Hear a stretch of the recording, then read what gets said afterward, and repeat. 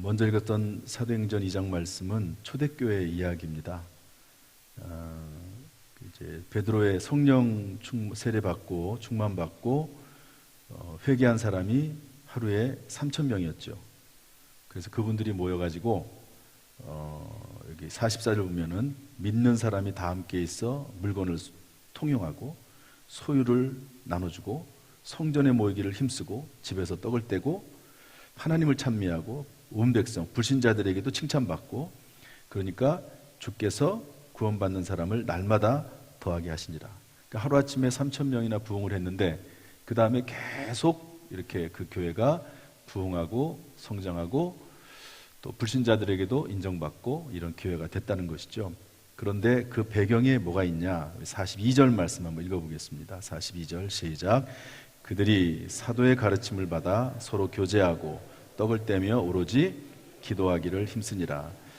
여기에 구역 모습의 원형 가장 중요한 모습이 나와 있는데요. 첫 번째는 뭐냐면 가르침을 받는 겁니다. 그래서 가르침을 받아서, 근데 가르침을 받아서 구역 식구들에게 일일이 다 전 담임 목사가 찾아다닐 수는 없죠. 그래서 구역 인도자들이 수요일 날 한 번 더 배워서 주일 말씀을 이것을 성도들에게 다시 전달하고 지도하고 가르치고 점검하는, 여러분 구역 주일 예배 설교회는 설교를 그냥 일방적으로 선포만 하지 그것을 잘 듣고 있는지 이해를 했는지 적용을 하는지를 모르잖아요. 그럴 수도 없고, 그래서 구역에서 가르침을 다시 한번 되새기는 역할을 하는 거거든요. 그러니까 이런 기본적인 생각을 해야 됩니다. 왜 주일날 구역 예배 때 주일날 설교했던 것을 또 하지? 이유가 그렇습니다. 다른 것을 할 수도 있고요. 저도 옛날에 이전에 다른 것을 해보기도 했어요. 그런데 주일날 했던 설교를 확인하고 점검하고 적용하는 그런 시간이 구역 예배 시간입니다. 그래서 주일 예배 설교를 다시 한번 하는 거고요. 제가 아는 어떤 친구 목사님은요, 주일날 했던 설교를 수요일이나 금요일날 한 번 더 합니다. 왜냐하면 반복하면서 되새기고 적용하도록 하는 거죠. 야, 그러는 교회도 있더라고요. 주일날 했던 설교를 수요일날이나 금요일날 또 묵상하면서 또 새롭게 말씀을 전하는 그런 교회도 있습니다. 어차피 교육은 반복이거든요. 그런데 구역 모임을 통해서 되새기면 묵상이죠. 묵상. 되새기만 묵상하고 또 적용하고 하는 시간을 하는 것은 참 중요합니다. 그 다음에 교제하고, 지금 이제 송정남 장로님이나 또 김연아 집사님이 구역 내에서 했던 이 교제, 중요한 거, 서로 돌아보아 사랑과 선행을 격려하고. 뭘 격려한다고요? 사랑과 선행을 격려하고, 모이기를 편했던 사람들의 습관과 같이 하지 말고 그날이 가까움을 볼수록, 예수님 다시 오실 날이 가까움을 볼수록 더욱 그리하자. 뭘 더욱 그리하자는 거죠? 모이기를 힘쓰도록 서로 권하자, 이거거든요. 이 구역 모임은 아무튼 모이기를 힘쓰도록 서로 권하는 겁니다. 사랑과 선행. 살다 보면 얼마나 힘듭니까? 말씀대로 사는 게 쉽지 않잖아요. 사랑과 선행. 야, 세상은 정말 악하게 돌아가는데 우리만 선하게 살 필요가 있을까? 그런데 그렇게 하지 말고 사랑과 선행을 격려하자는 거죠. 말씀대로 사는 것을 격려하는 겁니다. 살다 보면 어려운 일이 있습니다. 어려운 일이 있잖아요. 근데 그때 구역 식구들이 모여서 서로 함께 격려해 주는 겁니다. 그럼에도 불구하고 말씀대로 살자, 말씀대로 살아나가자. 그게 교제하는 겁니다. 떡을 떼며 성찬 예식인데, 이것은 애찬하고도 같이 뒤에 보면 돼 있었죠. 그래서 아무튼 구역 식구들 가운데 이게 부담이 돼서, 옛날에는 구역 모임을 하면 항상 먹었습니다. 그런데 요즘은 부담감이 있어서 좀 덜하긴 하지만, 가능하면 서로 과일이라도 또는 뭐 간단한 음식이라도 서로 나누면서 하는 것은 상당히 중요합니다. 먹으면서 친해지거든요. 먹으면서 같이. 그래서 뭐라고 하죠? 식구라는, 식구. 따라합시다. 식구. 먹는 입이죠. 입구자를 써서. 함께 먹는 사람들이 식구 가족이거든요. 그런 의미로 먹는 것은 중요합니다. 그 다음에 맨 마지막에 오로지 뭐 하기를 힘썼다고 그랬죠? 기도하기를 힘썼다 그랬습니다. 기도를 힘써야 되는 거죠. 특별히 구역장과 인도자는요, 반드시 배워야 됩니다. 왜? 가르쳐야 되기 때문에. 반드시 기도해야 됩니다. 기도하지 않으면 사명 감당할 수 없습니다. 저를 따라서 하시죠. 성경으로 길을 찾고 기도로 힘을 얻는다. 그래서 수요일 날은 배우는 시간으로 제가 삼으려고 합니다. 배우고 가르치는 시간. 제가 2주간에 걸쳐서 통성경이라고 하는 걸 배워왔는데요. 1년에 성경을 한 번 읽도록 하는 이제 그런 이제 프로그램이 있고, 또 아무튼 어쨌든 1년에 성경을 한 번은 전 교회 성도들이 읽도록, 그리고 성도들이 배우도록 하는 어떤 그런 프로그램이에요. 1년에 한 번. 그리고 조금 이제 본인이 열심을 내는 사람은 1년에 10번 성경을 꼭 읽어야 되느냐? 여러분, 성경을 왜 읽어야 될까요? 왜 들어야 될까요? 제가 이번에 들은 말씀 중에 하나가 뭐냐면요, 성경은 계시의 책입니다. 계시라고 하는 것은 하나님이 드러내 주셔야지만이 아는 책이거든요. 그러니까 이 성경은 하나님이 알려주신 말씀인데 성경에만 있습니다. 그러니까 배우지 않고는 모른다는 거예요. 그게 계시의 말씀인 성경입니다. 그러니까 배우지 않고는 모르는 말씀. 물론 교육이 다 그렇긴 하지만 그렇지 않은 교육도 있거든요. 그런데 이 계시의 말씀인 성경은 공부해야지만이, 배워야지만이 알 수 있는 책이고, 그리고 1년에 10번 읽으면 내가 성경을 이렇게 모르는구나 라고 하는 것을 깨닫는 책이 성경이 됩니다. 보통 일반적인 책은 10번 읽으면 다 알잖아요. 그런데 10번 읽으면 내가 너무나 성경을 모르고 하나님을 모르는구나 하는 것을 발견하는 책이 성경이 됩니다. 그래서 1년에 10번씩 성경을 읽고 10년 동안 100번은 읽어야 된다. 몇 번 읽어야 된다고요? 그러면 성경을 조금 알고, 성경을 알면 그때부터 기도가 된다는 겁니다. 다시 한번, 성경을 알면 그때부터 뭐가 된다고요? 기도가 된다는 거예요. 성경을 모르고서는 기도를 할 수 없다는 거죠.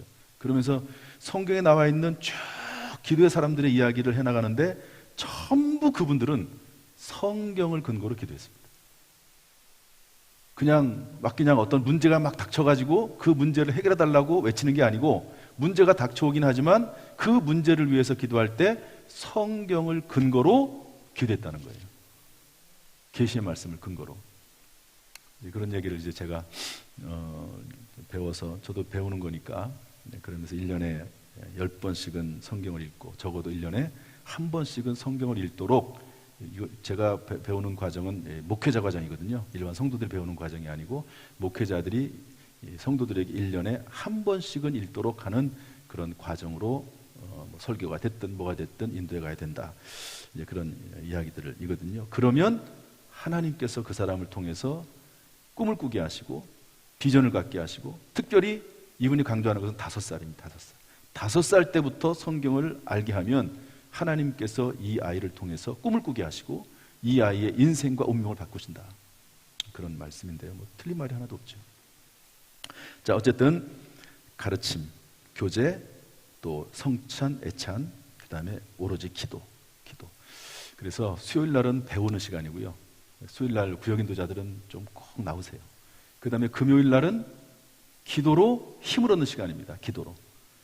수요일 날 말씀을 통해서 배우고, 계시의 말씀을 배우고, 금요일 날 기도를 통해서 힘을 얻고, 금요일 날은 특별히 전 세대가 나와서, 어린아이까지 다 나와서, 제가 이번 주 금요일부터는 학생들, 청년들도 찬양단에 세우라고 그렇게 얘기를 했습니다. 몇 명이나 설지는 모르겠지만 어쨌든 마이크가 한 10개 정도밖에 안 되니까 10명이 넘어가면 마이크 부족하겠죠. 그렇지만 어린아이들, 학생들, 청년들까지 다 서서 금요일 날은 하나님 앞에 기도를 통해서 힘을 얻는 시간, 그리고 이제 말씀을 배워가면서 또 기도하고, 말씀 없는 기도는 그 기도가 의미가 없고 응답도 사실은 시원찮고 그렇다는 거죠.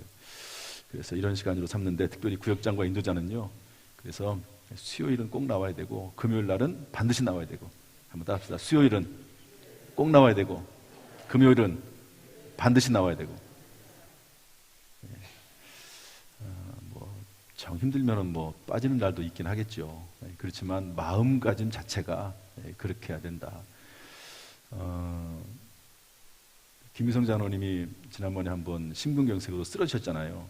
그러고 나서 이제 이런 생각을 했다고 말씀하시거든요. 하나님 나라에 올라가면 하나님께서 물어보실 때, 야, 너 이 세상에 살면서 무엇하고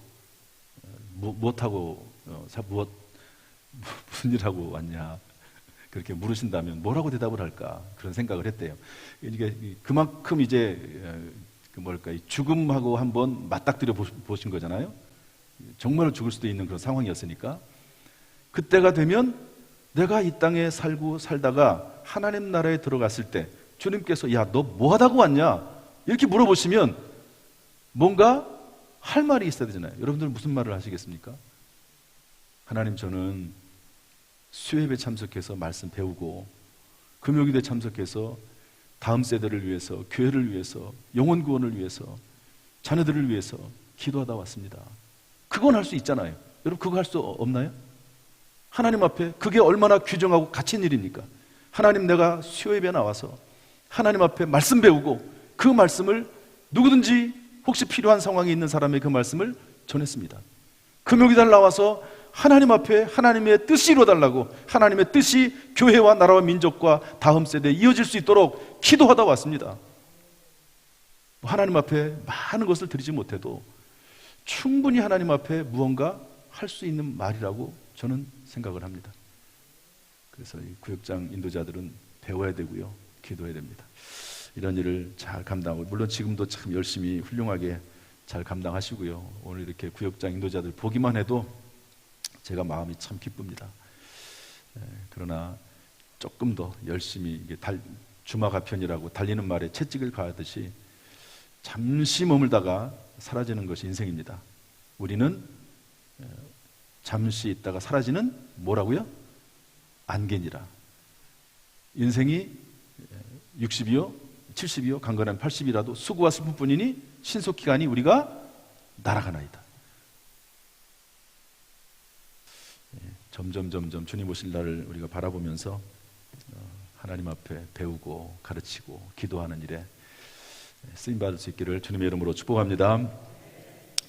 원래는 찬송 하나 하고 기도하다가 마치려고 했는데요, 시간이 많이 지나서 우리 가슴에다 손을 얹으시죠. 아픈 부분에도 손 얹으시기를 바랍니다. 혹시 옆에 손 잡을 수 있는 분 손을 좀 잡으세요. 한번. 제가 기도할 테니까. 은혜와 사랑이 풍성하신 아버지 하나님, 오늘 구역장 인도자 헌신 예배로 모였습니다. 이분들은 작은 교회의 목회자들입니다. 하나님이 사명 잘 감당할 수 있도록 은혜와 능력과 지혜와 권세와 건강을 허락하여 주옵소서. 무엇보다도 이 사명이 얼마나 중요한 사명인지 주여 깨달아 알게 하시고, 수요일날 나와서 배우고 또 금요기도에 따라 나와서 기도로 힘을 얻는 우리 모든 구역장 인도자 될 수 있도록 인도하여 주옵소서. 그로 말미암아 하나님 나라의 상급 있게 하시고 이 땅에서의 상급 있게 하시고, 알고 행하면 복이 있으리라, 알고 행하면 복이 있으리라 분명히 하나님 약속했사오니, 이러한 약속의 말씀이 우리 모든 성도들에게, 구역장과 인도자들에게, 자녀손들에게 임하게 하여 주옵소서. 주여, 우리의 마음의 소원을 들어 응답하여 주옵소서. 주여, 말씀에 따라 기도하게 하여 주옵소서. 육체의 연약함을 치료하여 주옵소서. 여호와 라파 치료하신 하나님께서 그 뼈와 피와 살을 만져주시고 강건하게 하여 주옵소서. 이번 남은 한 주간도 승리케 하시기를 원하오며 예수님의 이름으로 축복하며 기도하옵나이다. 아멘. 이제는 우리 주 예수 그리스도의 은혜와 아버지 하나님의 무한하신 사랑과 성령님의 교통하심이 주 앞에 나와 예배드리는 모든 성도들에게 지금부터 영원토록 순간순간마다 함께 하시기를 간절히 축원하옵나이다. 아멘.